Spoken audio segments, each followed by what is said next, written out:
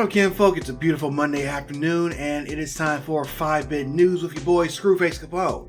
We take a look at 5 news articles from the last week, and at the end we take a look at some cool shit. So in this week's edition, a controversial game critic was targeted by a game developer. Also, Xbox Live rebrands as Xbox Network. And coming this summer, you will no longer be able to buy PlayStation 3, PSP, or PS Vita titles. Also, there is a new, the newest Tekken 7 character is the Prime Minister of Poland, not that one. And finally, a new Melty Blood game is coming out for the 15 of you who've heard of that fighting game franchise. But before we hop in, hit that subscribe button and click the little bell icon. That way you'll be the first to know when I put out videos like this. So without no further ado, let's jump in. Alright, for this first article, I tried to avoid articles that focus on internet drama because, one, I'm a gaming channel, not a drama channel. But I think I'm going to make an exception in this case because it's also a commentary on YouTube's policies and shit. I know a lot of you have your own, with me being a smaller channel, and I know some of you out there viewing this probably have your own channels, so this is just a little bit of warning or commentary on some shit that can go down when you're doing YouTube gaming and you've got some people with the egos that they do. So I'm probably sure that you heard of the game critic Jim Sterling, aka James Stephanie Sterling. They're a famous game critic. They do their Jimquisition videos every Monday. Also, they do a series of game reviews and streams and let's plays and stuff called Jimpressions. So recently, they did a Jimpression on the game Tai Shogun, which is the newest entry from LGS Productions, a development team which is headed by one man, Gilson B. Pontes. So Gilson B. Pontes has been putting out games like every year since 2017. And these are PlayStation exclusives, and they've been heavily criticized for their mediocre quality, to say the least. A few of them even use stolen assets from other games. You probably remember him from classics such as Life of Black Tiger and Spear of Destiny. So these games pretty much run together from $10 and $30. So he puts out one game each year, and no doubt Sterling will take a look at it and take a crap all over it. So, and usually life goes on. And Sterling isn't the only one who focuses on this, who shits on this film, because if you do a search, then you're gonna find plenty of YouTubers crapping all over his games. But anyway, a few weeks ago, Sterling did a video for their latest game, Tai Shogun, and Gilson decided to file copyright takedown strikes against 3 of their prior not only the Tai Shogun video, but 3 of their prior videos. And I'm going to link you to the Jimquisition that was made about it, as well as an article, because they can break it down better than I can. But the point is that if you get 3 copyright takedown strikes in one period, then your channel is eligible to be removed. You can't, your ability to create new channels is affected, and you lose all your videos. And not only that, when somebody does file a DMCA claim, I believe that they have to prove that it was, it'll usually be reversed most of the time if it's proven that your video was in fair use and didn't violate anything. But the thing is, it usually takes like 14 days, I believe, for that to happen. And in the meantime, like for people who like basically use YouTube to get paid off of, then that's going to cut into their revenue. So, and worse yet is that when somebody does file a copyright claim against you, then I believe they gain your contact info, including your address and your phone number. And with somebody like Gilson B. Pontes, who obviously can't handle criticism, that's obviously the kind of information that you don't want in their hands. So you got this very worrying scenario, but thankfully Sterling was able to get their channel back because they essentially tried legal action to get their channel reinstatement against YouTube, and they ended up getting their videos reinstated and their channel back. But it doesn't stop there, because a few days later, Pontes was attempting to file continued copyright takedown strikes, and thankfully these were being blocked by YouTube. Now I'm not sure if YouTube is finally getting on its shit, or if they're just afraid of legal action. Now, a lot of you older heads, if you've been keeping up with the gaming community, then it's probably going to sound hell familiar to you, because if you remember, some years ago, the late Total Biscuit was hit with a DMC takedown over his video for Day 1 Gary's incident.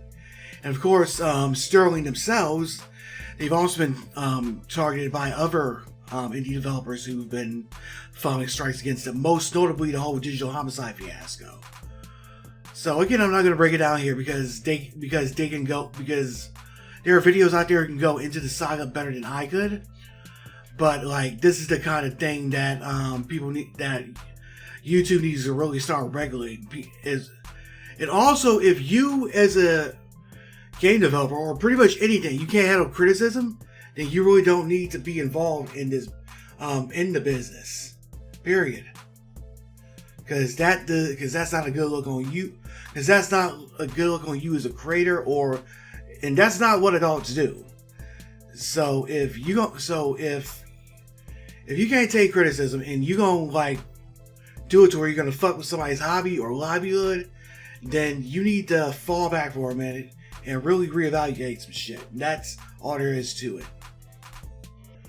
So Microsoft is in the process of rebranding its Xbox Live service to Xbox Network. However, the Xbox Live Gold, which is the baseline service that you need to play online, won't be going away.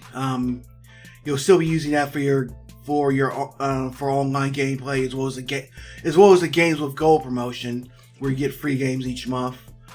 However, the Xbox Live itself is being changed to Xbox Network as a way to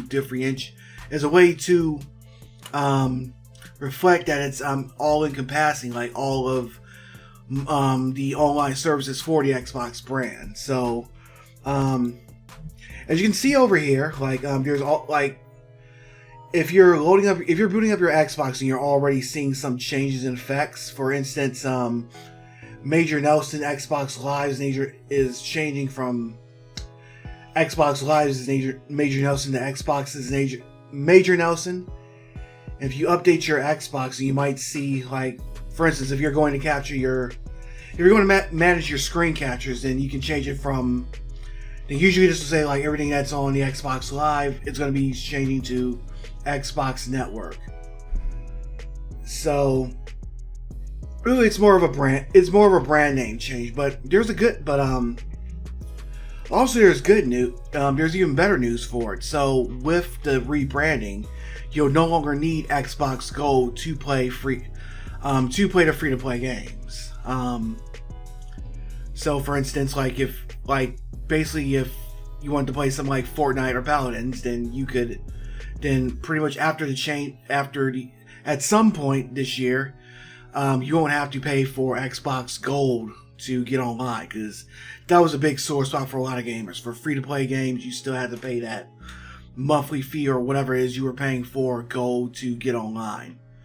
Now, if you remember a few months back, like, they were trying to they were announcing a price hike for Gold, but they ended up walking it back, thankfully. So I guess like this is just another step to, rebrand its image and really give its brand a new name and make it more accessible to people. So that's all it is.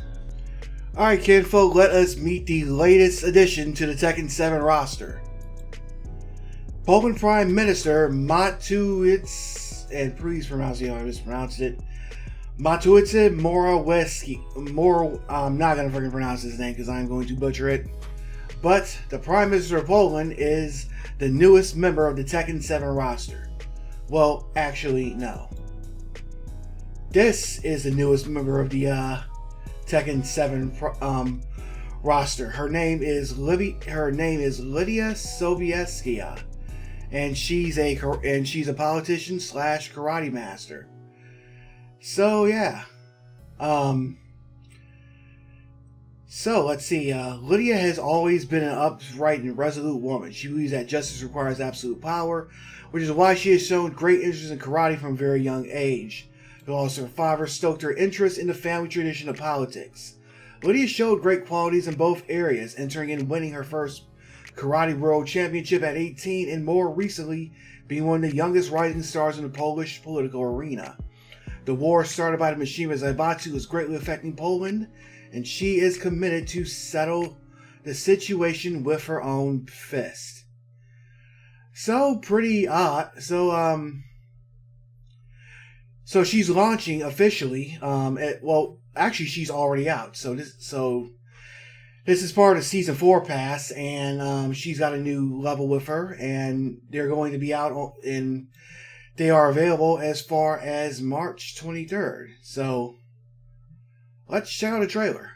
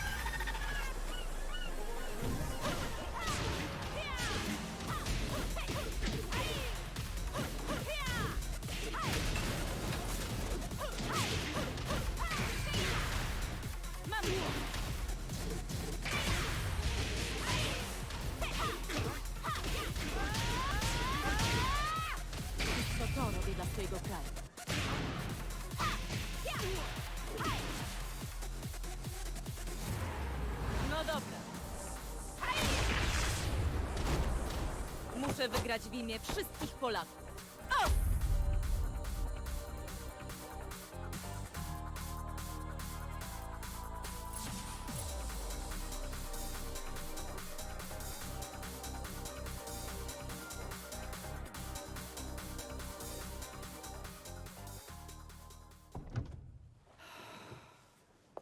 Załatwię to jeszcze przed obiadem.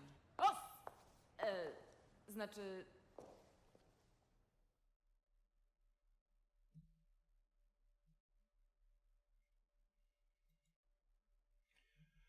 Alright, so that was Lydia. with it. I mean, it's not even the strangest thing that's appeared in Tekken 7, let alone the entire series. I mean, this is a series with freaking Panda Bear and let me just say volume. So like I was saying, like, that's not even the weirdest. Like, this isn't even the weirdest thing that's entered this in the Tekken series. I mean, this is a series that has a freaking Panda Bear and a sentient training dummy, and it had freaking Noctis. And you know, after Leroy, and then they pretty much can't top that. So why even try? So hey, you got one more Tekken character. I kind of wish you'll add some more story content, but hey, it is what it is. But hey, it's more Tekken 7 content. So let me know what you think in the comments. Alright, so some sad news. It was hinted like last week that Sony was planning to discontinue its online stores for the PlayStation 3, the PlayStation Portable, and the PS Vita. So this morning it was pretty much confirmed. So let's go to the news article. So basically, so after July 2nd, so the PlayStation 3 and PSP stores will be shutting down on July 2nd, while the PS Vita store will be closing down on August 27th. So after they're shut down, you'll no longer be able to purchase content for PS3, PSP, or PlayStation Vita. You won't be able to make in-game purchases in the games either, and you'll no longer be able to redeem wallet codes on either of those platforms. However, you can still re-download stuff that you already purchased on the systems, thankfully. Still, though, this is pretty sad and disappointing on the part of Sony, and it kind of makes you wonder if they care about like all their old titles, or if they just see them as like a money-making opportunity. Like, this is in contrast to like Microsoft, which you can still buy Xbox Live games, and they've made like hundreds of them available via backward compatibility. And they might be looking at making more. And of course, there's Nintendo. And well, Nintendo's kind of in the same boat as Sony, because the original Wii Virtual Console was shut down years ago, and like with the Switch, there's no Virtual Console, so there's no way of bringing purchases from the Wii U over to the Switch. So all those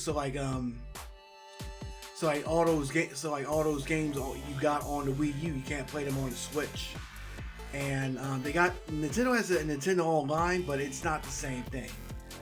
So really, this is what, like, stuff like this is why game preservation is important. And like, while I'm lightweight against software piracy, like, stuff like this kind of makes it happen, because there's like tons of cool games from the PS3 era and the PSP era. Because really, that was really the start of the whole digital gaming boom.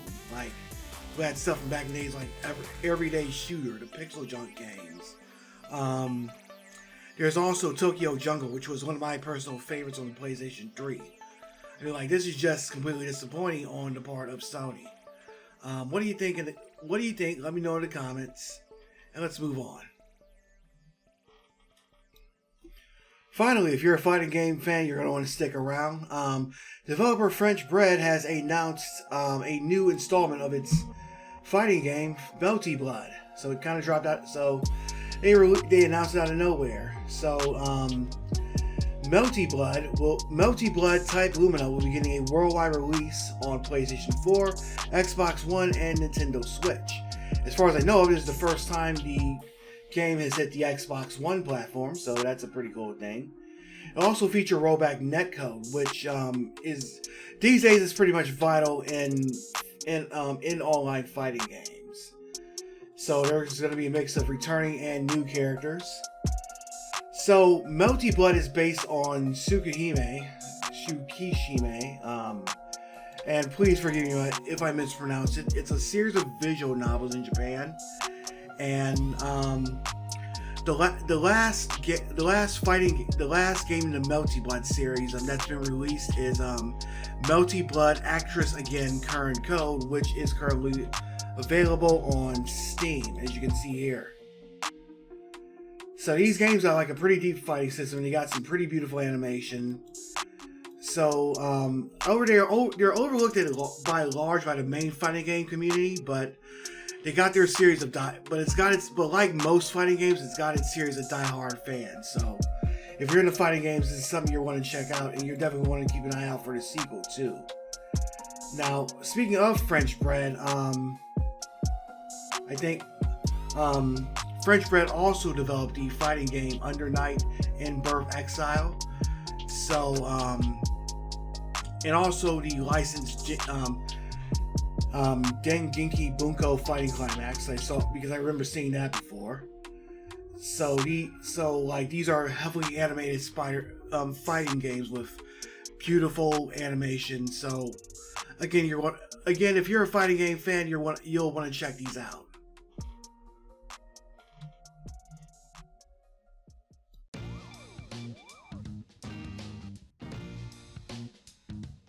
Alright, Kinfolk Nation, it's time for this week's cool shit, where we take a look at some cool shit. Sometimes it's gamer related, sometimes it isn't. This week we're taking a look at the game Octopath Traveler. Originally released on the Nintendo Switch in 2018, Octopath Traveler is also available on both Steam and Xbox One. Octopath Traveler brings the classic Japanese RPG formula into the modern era with a deep and complex gameplay system, along with retro-style sprites and animation. In Octopath Traveler, you play as 8 characters, each having their own storyline. As you play through the game, you'll see how each character's story intertwines with the others. The graphics have a storybook feel to them, and the music score is a perfect fit for the game's atmosphere. Be warned, however, this is still a classic JRPG experience, so there will be random encounters, and you will have to spend a lot of time grinding. However, if you're an old school JRPG fan, you're not going to have it any other way. This game just hit Xbox Game Pass last week, so if you have yet to check the game out, what are you waiting for? This game is right up there with classics like Chrono Trigger and Final Fantasy VI.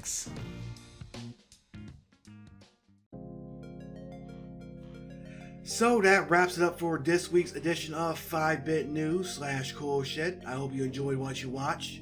If you did, hit that thumbs up icon. If you didn't, hit that thumbs down. Unlike Gilson B. Pontes, I can take criticism. Let me know what you think in the comments, and make sure you hit that subscribe button and click the bell icon. That way you'll be the first to know when I put out new videos just like the one you're watching now. And a little reminder, you got until the 31st, if you haven't done so already, to purchase the Mario 35th Anniversary Collection. That's the compilation with Super Mario 64, Super Mario Galaxy, and Super Mario Sunshine. So if you haven't picked it up and you want to play these games, then you've got until that day to pick it up. But anyway, again, like, comment, subscribe, and until next time, I 51,000G, Kinfolk.